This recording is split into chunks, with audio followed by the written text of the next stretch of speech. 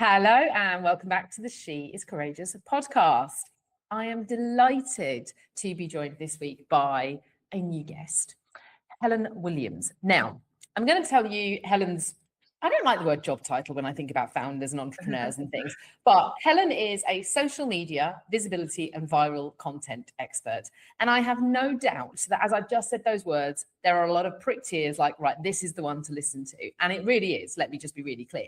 But before we get into the life of a visibility and viral content expert, as always, Helen, welcome to the show.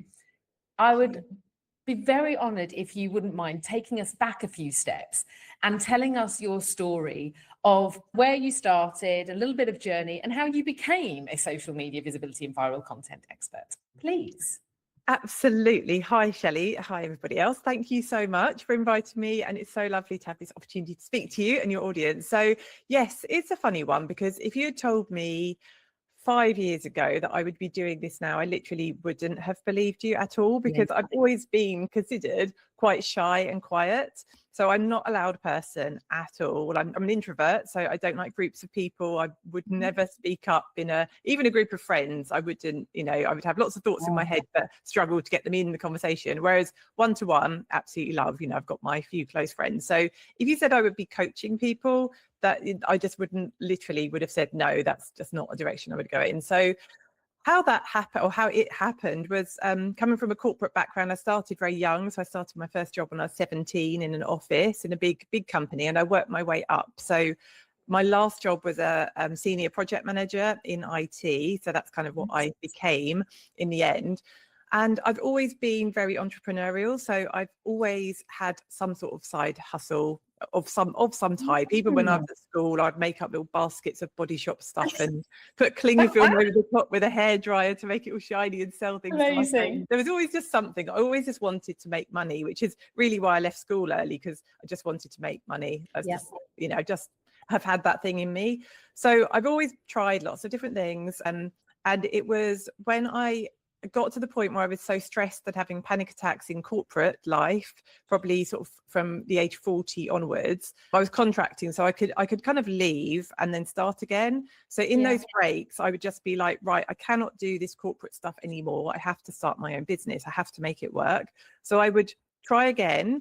And then if it didn't work, I would go back and get another corporate job. And I've kind of been in this cycle for the last, and really, because I'm a single parent and I sent my son to private school and I was driving a Porsche and I had this life. So, not working, or, my mum would be like, if it's too stressful, just get a job in a shop. It's not an option when you've got massive overheads. So, I was stuck in a cycle of having to have a corporate job for the good money that came with it, but then mentally not being able to cope with it anymore. So I was in a bit of a cycle for a while. And when I left my corporate job, I thought, how can I transfer what I'm doing into my own business? So I started doing consultancy for people. So I would go to small businesses and look at their processes and map them out for them and look at inefficiencies, stuff like that. But to be honest, I still found it boring. Like I just thought, okay, I'm doing the same thing, but I've got all the overheads of having to do my own sales, having to do, all the stuff. So it just, I thought this isn't it either. I thought I'll know it when I see it, kind of thing. And I thought this isn't it either. So when were we? Probably 2022, something like that. Obviously I've been aware of Instagram, but at that time, maybe 2021, 22, it was still very much like photos. It was just photos. And I think that was kind of all it was. And I'm quite a visual person, so I liked Instagram, would look at it occasionally. And then I think I started posting a few of my own sort of photos in a Facebooky kind of way, just personal stuff. So I was aware of it. And then through the power of marketing, you start to see these people, these women who are running businesses on there and thinking, oh, okay, there's people that do this. And then there's this coach thing, So I thought, okay, that sounds like something I could try. So I set up an Instagram account and I thought, what could I do? What could I help people with? So I'm always one to throw money at stuff. If I see something, I think, right, I'm going to try that. So I saw this lovely American lady, intuitive, sort of spiritual mentor. And, I just thought she's really lovely. We got chatting. So she was doing like a one-off intensive and she would help you to find your niche. So, what you could do. So I had a session with her. And she said I should be a manifestation coach because I'm quite spiritual and because I'd kind of, love the law of attraction. So I started doing that first off. But as you quickly find out on Instagram, there's real experts who really know this stuff, So I quickly was very out of my depth from thinking someone who writes gratitude lists and then appreciates when stuff happens. It's a different level, isn't it? Bless you. I know. But you know what? The thing is, I will always try something. I wouldn't want to be sitting there thinking, oh, I wonder if I could have been the leading manifestation coach. I'll just go and try it and see if it works. But anyway, that was my first thing. And then it kind of developed. I really got into content. So I really liked creating reels. I liked understanding why they worked and how it worked. So I then kind of moved into helping people with their content, but it did take a long time, and it took a long time of people saying, so what do you do? And I was like, well, and I struggled to explain it, and people were like, even on this retreat that I went on, there were lots of big coaches there and stuff, and they were saying, what do you do? And I couldn't get it into a sentence because I was like, I don't really know. I don't know, but I know it's We've all been there. We've all been there. Yeah, and it's horrible because they know what I'm a sales mentor for high performing women who have come out of corporate. Bam, and you're like, ooh, okay, I don't know that for me. so it's taken a couple. That was probably a couple of years ago. I realised I had to get more focused on what I was doing. And all this time I've still been in corporate jobs and stuff. So I then got good at content, and people were sort of asking me, I think I had like 1,000, I got to 1,000 followers, which feels like such a big achievement in the world of Instagram. I remember that. I still remember the day. Yeah. 1,000, And so then people locally, if I sort of went out and sort of networking, they're like, oh, you've got 1,000 followers. How did you do it? Kind of thing. So I thought, okay, maybe this could be it. People are starting to ask me. I'm enjoying talking about it. I'm enjoying creating content. And then I sort of started doing that. So then I got up to 2,000 followers. And again, local people were like, wow, 2,000 followers. Amazing. How do you do it? But then I got to the point where I thought, okay, 2,000 followers. Yes, it's good. But if I'm helping people with Instagram, surely there's like another, how am I looking at people with 1 million followers and things like that? There's another level. So I just thought, right, I'm just going to go all in and crack this thing. I know there's an algorithm and, you can't understand it inside and out, but I thought I've got to do this. So last year, so like January and February last year, I sold 2 digital products for £37 each. So I was still doing a corporate job, to be fair. So I didn't have to survive off £37, but that was my only coaching income, £37. So March, when it all took off, I hit 4 figures. Like through the year, it grew and grew and grew. Last year, I went viral in March. I had a reel with like 2.6 million, then 7 million views and loads of followers. So I'd get like 5,000 followers per reel. At one point, I was growing like 1,000 followers a day at least, like repeatedly. And this was like from March last year onwards. And the year just exploded, like Instagram wise. You've just stopped because I've taken a breath, haven't you? So if you're watching on YouTube, you may have just seen that play out. I literally took a breath because I've obviously known you in that period of time, and I've watched this happen. And I think my breath there I wasn't trying to stop you, Helen. It was actually, I think, my riding the journey with you as I recall some of that happening for you last year. So apologies, I didn't mean to stop you there. No, not at all. I guess there is a bit where I'm sure everyone's on the edge of their seat, like, tell us how you went viral, Helen. Tell us how you went viral. And I am going to say, actually, that's not necessarily what today is about. And equally, even if it were, we're not going to go there quite yet. So first of all, what I love about everything you've just shared, and thank you for your honesty, because I think one of the things that you and I are both really passionate about is keeping it real and the honesty behind all of this. And you've said several times there, actually, all the while I was in corporate. We see this, and this conversation is clearly going to touch on the beauty and the challenges of social media. Okay, specifically, we're going to be talking about Instagram because that is your channel of choice. It is. But we both feel very strongly that social media, Instagram, is an incredible tool used correctly, with the right intention and with the right understanding behind it. But we also appreciate it can be really, really challenging for people. It can be overwhelming, et cetera, et cetera. Yeah. And so often we see on social media, particularly, what we perceive to be the overnight successes and And I think it's really important that you were so honest about, well, two things, and I thank you for that. First of all, actually, all the way through growing this and finding your way, talking about, these women, high performance sales mentor. I'm not really sure what I do. We've all been that person, by the way. We've changed it several times as well along the way because it organically evolved. But you said that, I was working all the way through. You were also really honest about actually, corporate was tough, right? You're a single mum. And I think one of the things I love about you, Helen, is you talk about introversion. And I think it's really important we talk about what introversion is and what it isn't. Yes. Because you're a very strong woman, but you are equally a proud introvert, and especially proud because of the work you do. So if I were to say to you, for anyone listening right now, and this isn't teaching people to suck eggs, let's just be really clear about what introversion is and what it isn't. How would you describe it? So for me, I think it has such a stigma attached to it of being shy, quiet, which then goes to weak, doesn't it? It goes to weakness, which, is a real trigger. Who would want to be called weak? So, certainly if you're certainly not weak in any way. So it's for me, and I think I used to see it as an insult if someone mentioned the I word. I'd be like, oh, they've caught me out, or maybe they've seen, because we all feel a little bit shy inside, or even people you think are very confident, you talk to them and they're like, I'm not confident at all, it's all a facade. So if anyone calls you out on being an introvert, I think that can feel quite triggering as well. So like for me, I'm so comfortable now, and I think a lot of it is just age and experience, isn't it? But I'm so comfortable now in who I am and who I'm not. Like, I don't drink alcohol, so therefore I don't like going out to like busy, loud places where everyone's drinking. Big drinking culture in the UK. I was definitely born into the wrong continent here. I should be over in Asia somewhere. But yeah, the whole loud, when people start drinking, they get louder. The laughs get louder, the cackling, all the stuff, which lots of people love. And far be it for me to impose my ways on anyone else. But for me personally, I don't like any of that stuff. It triggers me. It makes me feel very out of sorts. I don't like it. I like to keep my nervous system at a very sort of calm level, and that's something very important to me.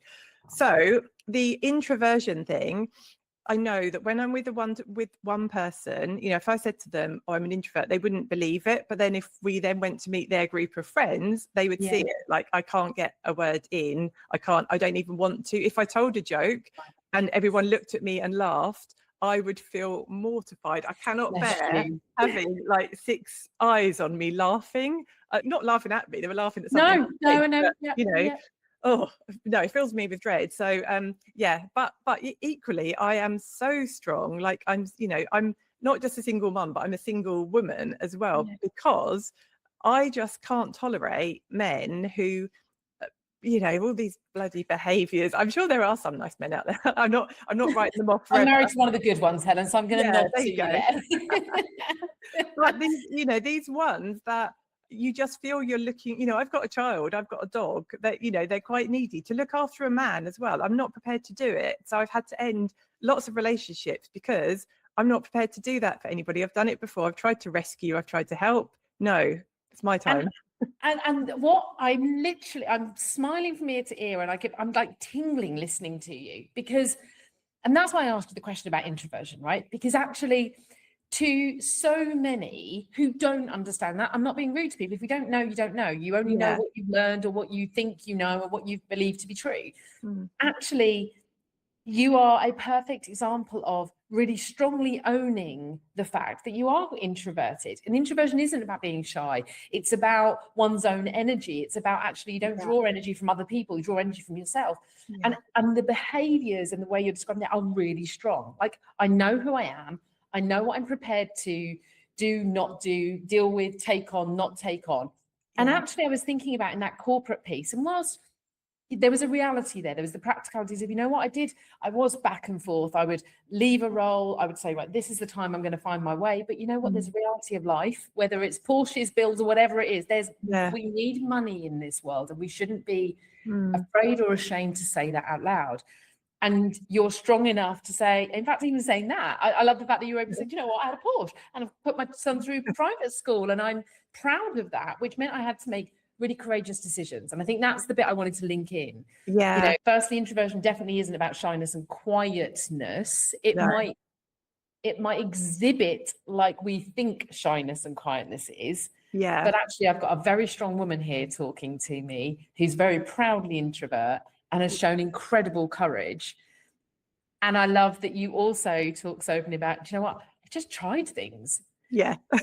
Yes. One of the questions I wrote down, so you said, and I want to quote your words. Right, here it is. You said, I have this innate knowledge that at some stage, I'm going to be. You said, I've always known there was something more for me. Like, where do you think that's come from? Well, I don't know like where it's come from, because I'm quite different from the rest of my family. My family, one sister and like my mum and dad, and they're all quite, I want to say boring, but in a nice way. Sorry if you're listening, family. Do you know what? Some of my family would say there's nothing wrong with boring either. So, and I agree, there isn't. Well, they're very stable. If like anyone says, "How's your mum and dad?" How's this? Like, yeah, they're all fine. There's never any drama with them. I've always had the drama. Like, unfortunately, just one way or another, there's always something going on with me. I mean, more now, I'm calm and sort of everything's a bit more under control. But I think because I've always had this kind of, right, I'm going to try it. People say like sit in your job and wait out to retirement, and when people say like as a job for life, I'm like, no, there's You've always known. Like, have you always had this feeling? So I wonder if I could ask a question. Was that about corporate employed life, or is it something in you in terms of variety?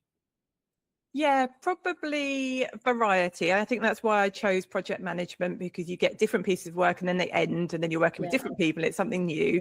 I love change though. I've always, from like 7 or 8 year old, I would say, is the earliest I remember, I used to move the furniture around in my bedroom like all the time. Wow. And I've always done that. And I can remember like getting on the floor. I used to have a massive wooden, like oak bunk bed. I think I had my toys on the top deck and I was on the bottom, something like that. And I would move that around. I would lie on my floor, wedge my body up against something and push with my legs to move this huge, I mean, honestly, health and safety, I could have pretty easily back in the day, did we? Exactly. But I just couldn't. I don't like stuff just staying the same. I just love change. I'm always moving bits around in my house as well. I just like things changing. I get very bored. Right. Probably why, another thing with relationships as well, I get very bored of things quite quickly. I love that you're owning it. You're owning that. Actually, I love variety, and if you can't keep up with variety, you don't have a place in my world. Yeah, that is it. And I don't know why that is, but that's just how I've always been. I like change, I like variety, and I get bored very, very quickly of things. I lose interest in things quickly as well. But I think, as you've already said, and we've joked about family, and I can definitely relate with some of the boring, is that maybe it's not the right word for them. The stability is important to certain people, but what you're describing there is actually there's strength in that. It just doesn't work for me. Yeah. And I think what I'm hearing from you is, actually, this is a strength of mine. Yes, I see it as a behavioral trait that comes through, but equally, and as a fellow founder and entrepreneur in this world, that ability to embrace variety and change is a strength. Yes. Everything has its sweet spot, of course, right? But that's why we talk about self-awareness, and we've got to notice where maybe something is leading a little bit too far in the wrong direction, or what. I think that ability to be agile and change and embrace variety is a strength in our world. I really do. Yeah, I think so. I think it's we go back to introversion.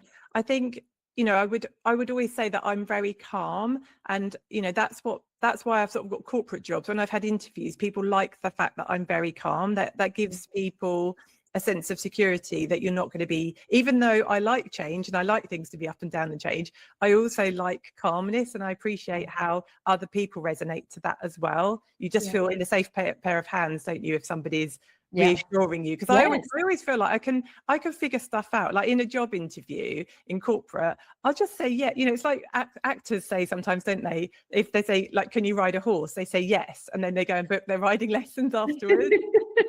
I always take that philosophy. But that is a really great trait, and some might say a skill to have. What if someone's listening right now and saying, well, but I don't have that, I don't, I wish I could have more of that? What would you say to someone if they came to you in the work that you do and they want to learn from you, but actually they do struggle with that. Well, just give it a try, because it's easy to say those words. I say it as a coach to coachees a lot too. Yeah. What would you say to someone like, I want to be more like that, but like it's just not who I am? And it's all right. It's all right for you, Helen. You're just like that, and you're quite proudly saying so. Yeah. What would you say? I think it's always baby steps, isn't it? You can still have your job and try something on the side. You can do that and wait till I didn't. I kept leaving my jobs and trying to make a go of it. So you go from a really good amount of money coming in and that lifestyle that goes with it to zero money coming in, or £37 a month coming in. But I love your honesty about that too. Thank you. I really appreciate your honesty on that. But then still having, a Porsche payment coming out. That was £500 a month. My mortgage was £2,000 a month. We're talking big figures, school figures, £8,000 a term. I had big outgoings. And this is what I wouldn't recommend someone to do. Don't leave your safety net behind you. Don't leave a corporate job if you've got those big outgoings, because it's a huge leap and it's scary as hell. And there's a difference between being courageous and being silly. Yes. Let's just be really clear about that. And I say exactly the same, Helen. Like, I will be anyone's biggest advocate, biggest cheerleader. I will tell anyone, you can do anything that you want to do. You might not believe it right now, but I believe, and I'll help you believe.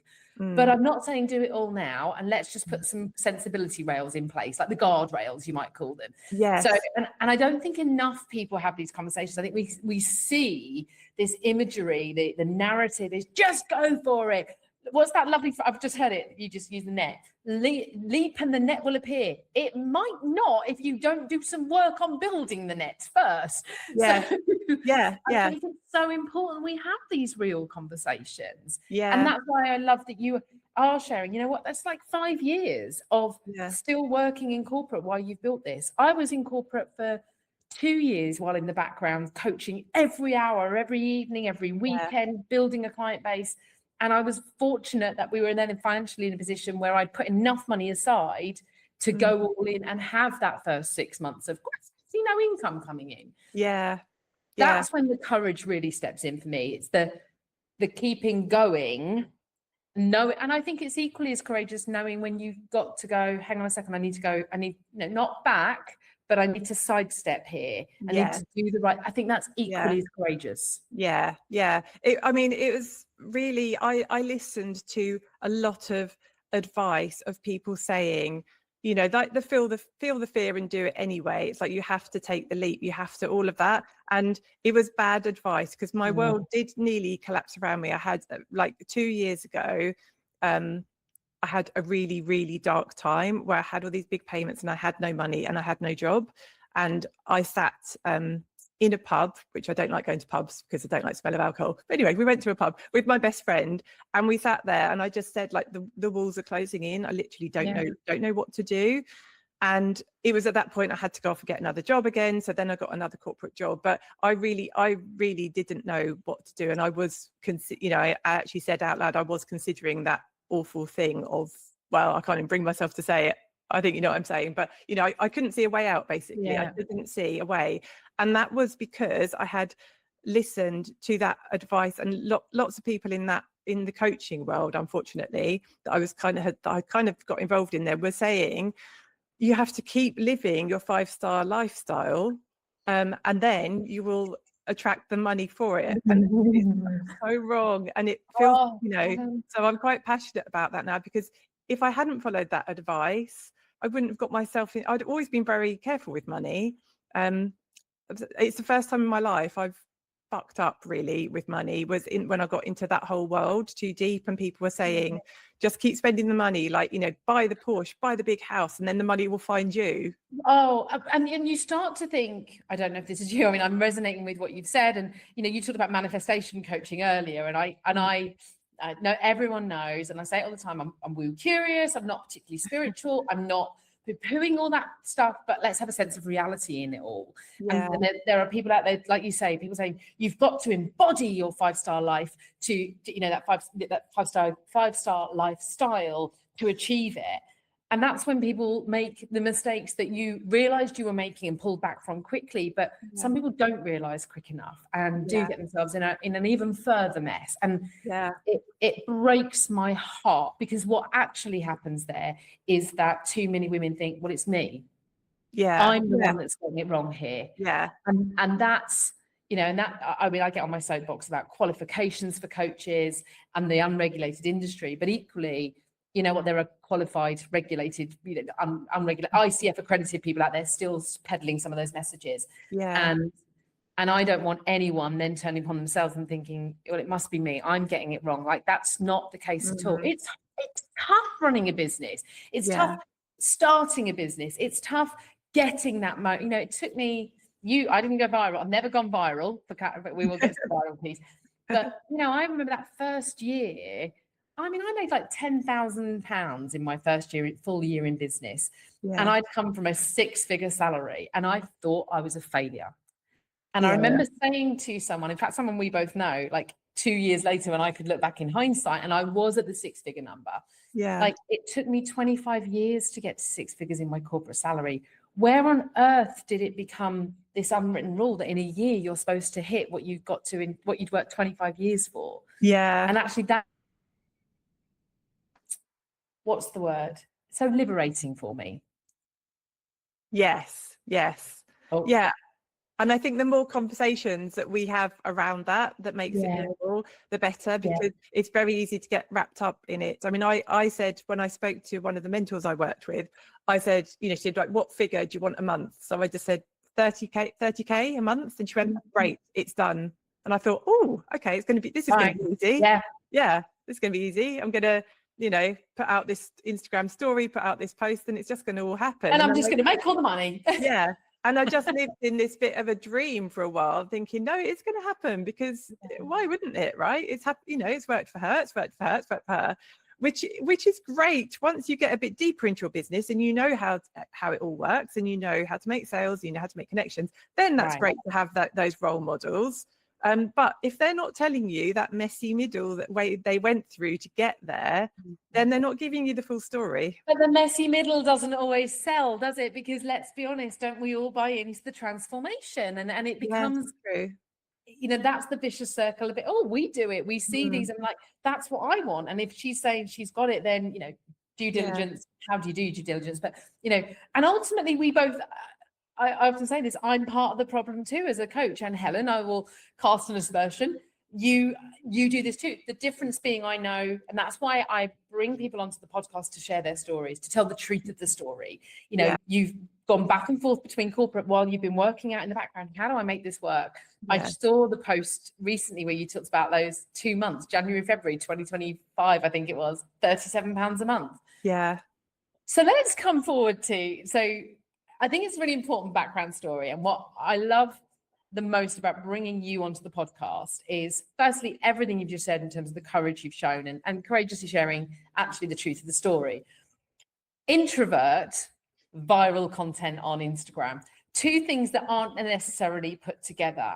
And I think that's why this is such an important message to anyone that's listening, because first of all, what you do is you break down the work that is needed to be done to help people really build their profile and potentially get to viral content. You don't make promises, but you say, look, you know, but also you are an incredible example of, you do not have to be massive extrovert, huge performer. I mean this the right way, Helen. You are literally anyone can go viral if they learn this properly. So tell us about this going viral, and just tell us a bit more about how that's been for you and what that's good, bad, and, you know, all the bits in between, if that's okay. Absolutely. So a lot of the advice I got as well when I was trying to grow and start my business and find my way, people were saying, you know, Instagram, it's all about visibility, which absolutely it is. It's an amazing growth tool. But, you know, you've got to go live. People kept saying, you've got to go live. You've got to go live. And when I work with a mentor, they're like, you've got to go live. I'm very stubborn. I don't like being told what to do at all. I was terrible at school, and I'm not very good. I don't like getting qualifications and stuff, because I just don't like most people's teaching method. I like to find out for myself. I don't like being told what to do. And that is one of those things. It's not good, it's not good, but it's kind of the way. Every strength overplayed can become an opportunity, they say. But just, I think, because I'm so independent, so people kept saying to me, go live. And the more they said go live, the more I dug my heels in. And I did it a couple of times, but I didn't like it. And it's not to say I don't mind other people doing it, and everyone's got what they like. Some people love it. It's a real, they just grab their phone and they're there, and that's them in their power. That's what they love doing. So great. But when I did it, rabbit in the headlights, someone from another country would join, not my ideal client, and I'd be looking at their name thinking, oh God. And then someone will join, but they'll drop off, and you think, oh no, did I just say something that offended them, or did I say, oh, were they bored, or a whole load of mindset issues. But I just don't like it, and I don't feel that there is a one size fits all for visibility. So that's the key to this. That is absolutely the golden nugget. There is not one size fits all to any of what we're doing, but specifically to visibility. So I just wanted to call that out. So I think it's really important. Everyone listen, there is not a one size fits all, despite what you think you're seeing on all the posts. Okay. Exactly. Yeah. So I thought, I want to do something different. I want to be visible. I want to get out there, but I don't want to be going live. And also I hadn't really found my voice in terms of what I wanted to help people with or talk about. And I think if you're doing talk to the camera, you've got to have a purpose. You can't just, you can't just waffle about, stories are fine. If you want to say, like I did this morning, like my curly hair today, that's fine, because people get to see, do you make a joke? Are you funny? Are you a bit dry? They'll make some assumptions. Could I work with this person? So, talking to the camera on your stories about whatever is great. But for an actual reel and for content, stuff that's going to be on your feed that people, are going to go and check out your feed, check out your bio,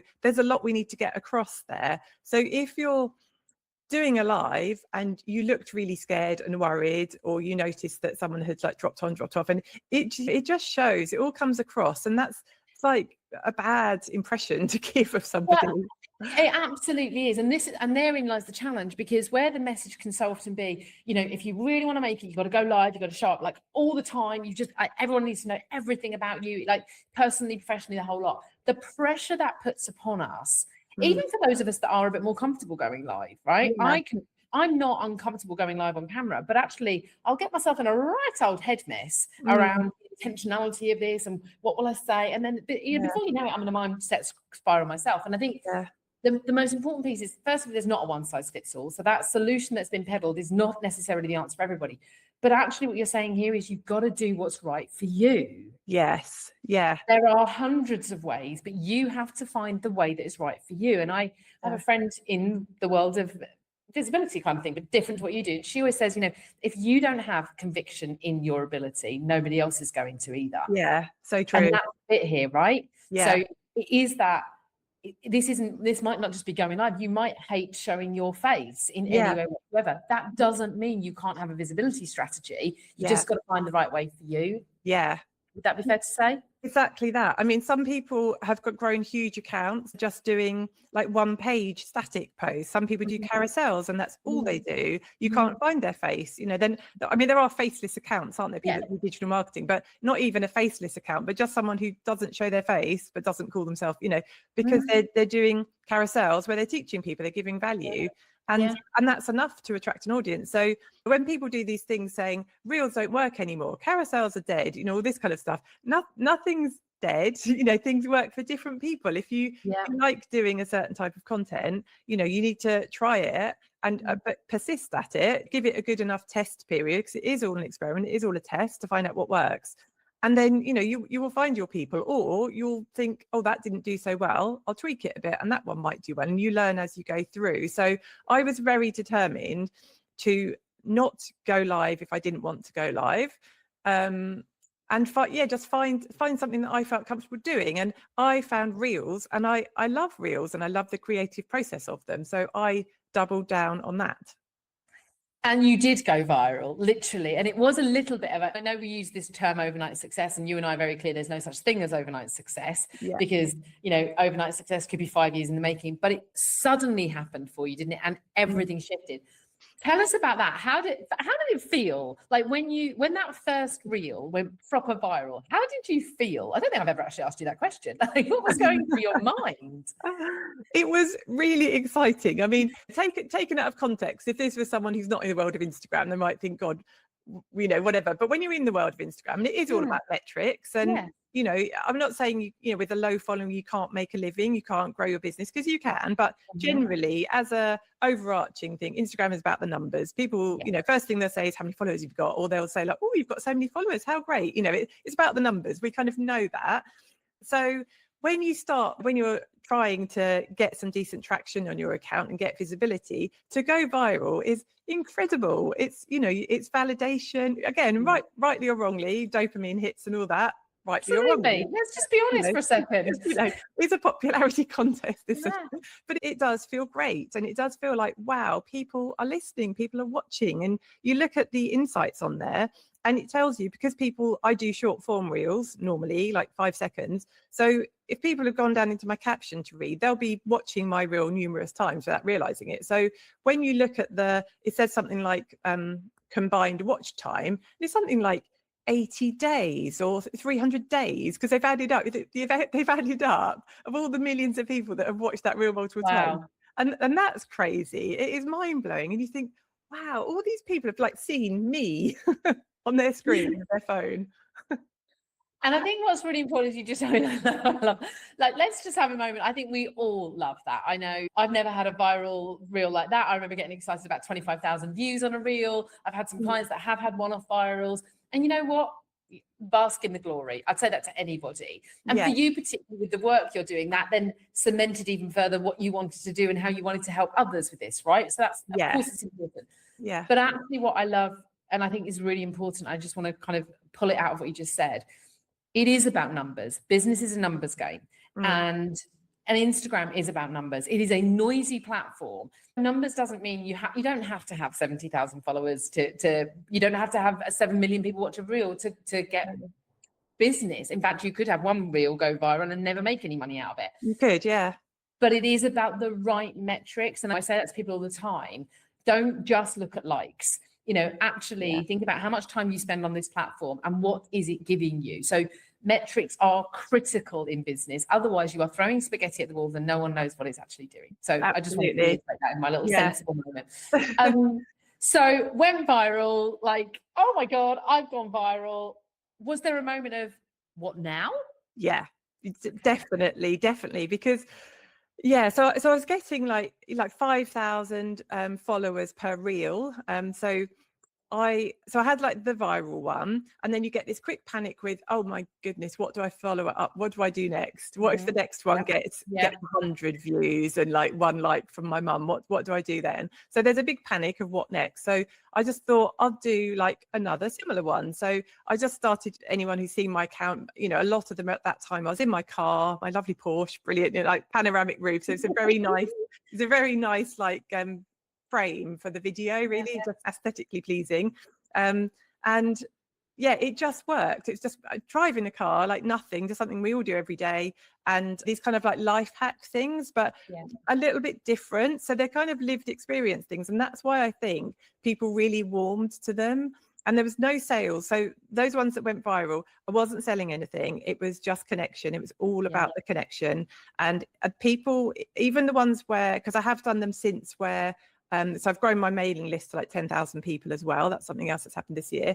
And that was by using ManyChat, ask them to comment a keyword and building my list that way. But the ones where I didn't have any of that, I literally just had like 16 things to improve your day. People would start commenting on them. And I think I had thousands of comments. People just saying, thank you so much. This has really helped me. This is, I had never thought of it like that. Or, I genuinely felt I'd made a difference in people's lives. I love that. Yeah. And, I wasn't selling them anything, and they might not ever buy from me, but that's okay, because it's feeding the algorithm, it's growing it. I know that I can do those type of posts to get more traction. And then when I go in with one that's giving some value to people who want to grow on Instagram's showing it to more people and more the right people, and it all kind of fits together. And I think that what's really important there, you know, you're being really clear. It's not about sell, actually. And there's a tactical part to the conversation you just had. You know, I'm adding value. Then I might offer a sale of something, or I might offer an invite. And actually, that makes you feel good.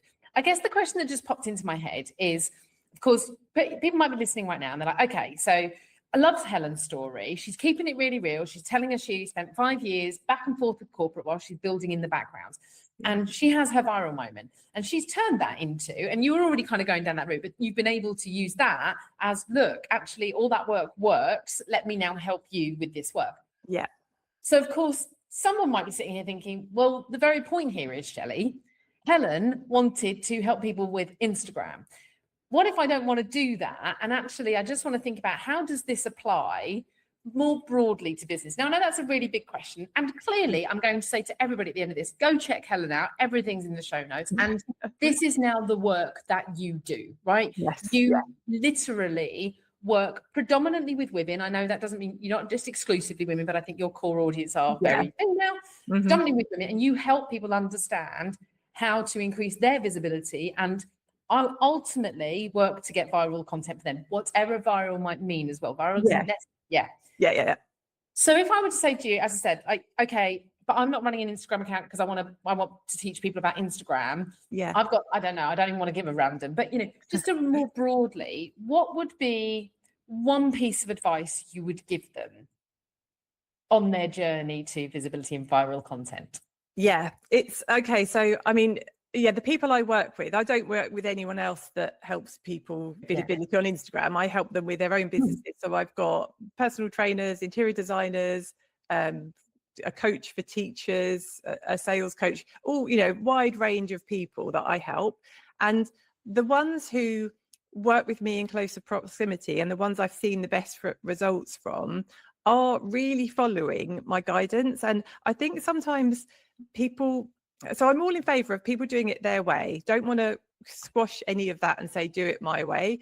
But when you're trying to grow your account, a lot of people come to me and they feel really stuck. They're doing reels. They're like, some of them I see like 0 likes because they're not even liking their own posts. So I look and I'm like, come on, love yourself a little bit at least. Exactly. So some of them, you know, like 0 interaction, 0 posts. And of course, what, you know, how does that feel if that's you? You feel you're wasting your time, and what is the point, kind of thing, you know? So I see these accounts that have basically just, you know, flatlined really. And I would always say the quickest way to breathe life into it is just to get these connection posts going, just to get that, you know, it's like we're winding up a cog. And that's not to say you can, you know, I'm not saying don't sell your thing. I'm not saying don't talk about that, you know, that thing deep inside you're really passionate about. Just saying, get some contact going, practice what you're doing, practice getting a really good reel, because sometimes people can go off and say, right, I've got it now, thanks, because I do a lot of power hours, and quite often people are like, I don't need a program, I don't need to work with you for a month or 2 months or whatever, I just need an hour, that's all it's going to take. And so then they think that they can just go off and magically make it happen. But then once you go off and magically make it happen, just little things like they could just use like a massive font on the screen, which is a big no-no. You know, it's kind of like subtle. It's all about subtlety. I'm not trying too hard. You know, it's very like my videos always try and make them quite cool, you know, quite sort of like she doesn't know someone's filming her sort of thing as she's walking sultry along the beach. That's like consciously done so that people don't think I'm selling. They don't think I'm trying too hard. It's a sort of, it's the way I am, the calm, effortless kind of thing. So, you know, if people are there like smiling at the camera or like, you know, that doesn't quite work. So there's a way to do it. And I think if you can just learn that and get comfortable with it and then work your other stuff into it, but taking those core principles with you, that's when it starts to work. And I've had a lovely lady who she helps coach teachers with burnout and things. And she had 200 followers in end of November before she started working with me. She's got nearly 5,000 now, and all her reels are just doing so well because she is doing the same thing every different messages, but you know, the same format. She's doubling down on what's working, which is what I've told her to do. And a lot of people just can't bring themselves to do it because they're like, oh, that's boring, or people are going to think I'm only talking about that, or people are going to think, well, and look, I think that's a bit, I mean, there is a little voice in me that's like, isn't it interesting, Helen? You don't like listen to what other people tell you to do, but actually your very point here isn't that the case? But I know you're so passionate about it. And I think it comes back to that bit around none of this happens overnight. You know, you could undoubtedly sit down with me or someone right now, tell us 10 things that need to be done, but you're not saying just do these 10 things and that everything works. You're saying do these 10 things and then do them again tomorrow and do them again the next day and do them. And actually that might need to be 2 weeks, 3 weeks, 4 weeks, 5 weeks, 6 weeks, 10 weeks, you know, these. And I think that's the bit where, and I'm sorry, anyone that's listening, we just got to remember, we've got to put in the hard grind for it. You know, we see all this stuff and we want freedom, we want time freedom, money freedom, this freedom. So do I, people, but I'm going to have to work to create that.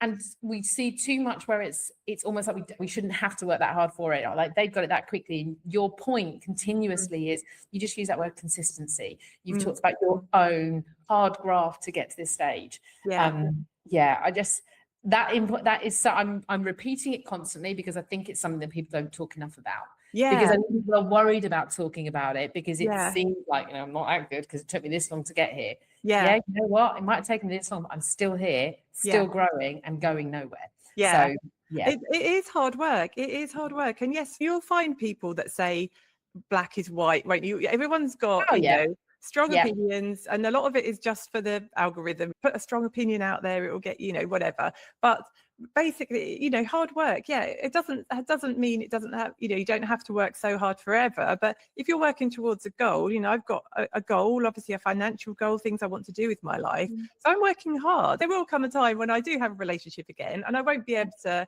wake up at 4 o'clock and think, oh, I've got an amazing idea for a reel, because I have someone next to me. So, and you know, he'll want to watch a film in the evening, so I can't sit and knock out a sales email. There's a wonderful phrase, make hay while the sun shines, right? Exactly. We take each season of our life and we make, you know, the best that I hope for everyone that listens to this podcast, and certainly the way I live, you know, I used to joke, like, we talk about like 5 year, I have 5 year plans, but I'm also living right now, and I'm, you know, I'm taking the opportunities that are presented to me now, and I'm thinking about where do they fit into my 5 year plans, so that I'm not taking opportunities that don't fit or don't move me where I want to go. But absolutely, we work with the seasons we've got and we adapt as and when we need to. We do, so just another quick thing on that point. So I went to Abu Dhabi on holiday last week, and I purposely did it because my son's at university, so you know, I've got a dog, but he can go to my parents. So I just thought, I want to take a week. I just like hand luggage. I'm going to wear the same clothes. I'm not going to like take this loads of makeup, loads of clothes. You know, I'm going to do it really simple, really easy to prove to myself that I can do that and I can work while I'm out there. So I did power hours out there. I joined your amazing Courageous Connections as well while I was out there. I did lots of worky things, but in a nice climate, in a very relaxed place, in a beautiful hotel, in a beautiful country. And when I didn't tell people, when I was booking in power hours with a few new people, I didn't tell them I was going to be there. So when they were like, oh, where are you? And I said, I'm like, oh my God, you should be having a holiday. You should be really stepping back and relaxing. I'm like, no, this was, for me, this was an example of I can work anywhere in the world. Right. And your choice. My choice. And also I'm in that enviable position, which people always say, if you're doing something you love, it doesn't feel like work. And when I'm doing a power hour or anything, I just feel like I'm giving advice to a friend. I know Instagram inside out. I can look at someone's content. I know what's not working, what they could do better. It's really easy for me now. And I can say that, you know, just quite boldly because it's true. And proudly. You've got to be able to say that. Yeah, I have put in a lot of hours.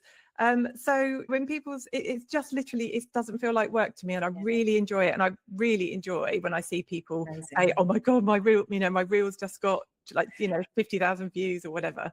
And I think that's what I love about all of this conversation is you keep bringing it back to actually what I really love is adding the value to the other person. How great is it? And I say that as a coach, like how great is it that I get paid to help people achieve their goals? Yes. I mean, what a great life. Yeah. And are there parts of my business I wish I didn't have to do? Of course, like we don't like all the bits, but the bit that I fundamentally do, I feel grateful every time I get to do it. And just listening to you talk about it, that's clear to me that's the case for you.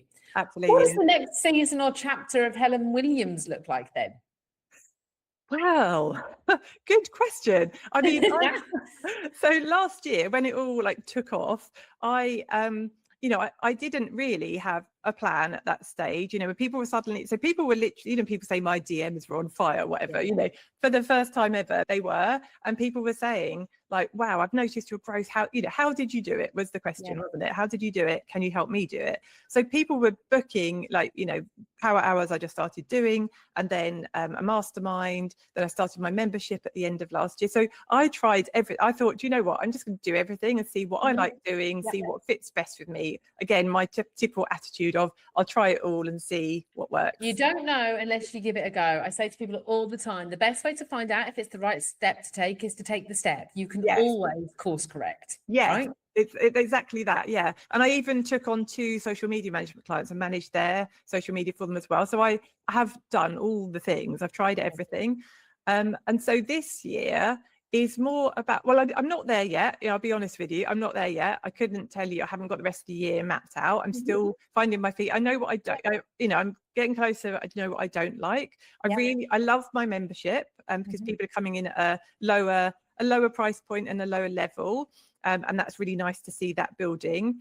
The only thing I feel with the membership, because it's a lower price point, I feel people aren't as committed to it as they are when it's a higher, challenge. Pay attention kind of thing. Yeah, we've all done that, right? We've all bought into memberships, and then because we've only paid $40, $50, pounds. Yeah, it's okay if I miss that one, or it's okay if I don't do that yet. So that's kind of something I'm working through. As I say, I'm always working through stuff. I'm always trying to perfect things, get better. So yes, I'm launching a new mastermind because I just finished my last one. So I just do 3 months because I get bored quickly. 3 months is enough for me. I couldn't imagine doing a year-long program. So I'm doing like 3 months blocks of those. So I've kind of got stuff, but I'm still finding my feet, even though I've kind of done so much quickly. It's still work in progress. And I think that's really important, because actually, even though you've been on this journey for 4 or 5 years, I guess the last year has been, I don't know the right words, so give me better words if this is like, you're like, what? It's almost like the last year has been the real year, because it's, pardon the pun there, pun intended, the real year. But I hope you get what I'm saying. Like, you were experimenting with lots of things. You're still experimenting. We all are. I think that's the bit. And actually, if you're not experimenting in your businesses, people, you're missing stuff. I was talking yesterday in a session I was doing, and I was like, if we talk about movement forward, the world is moving forward at pace.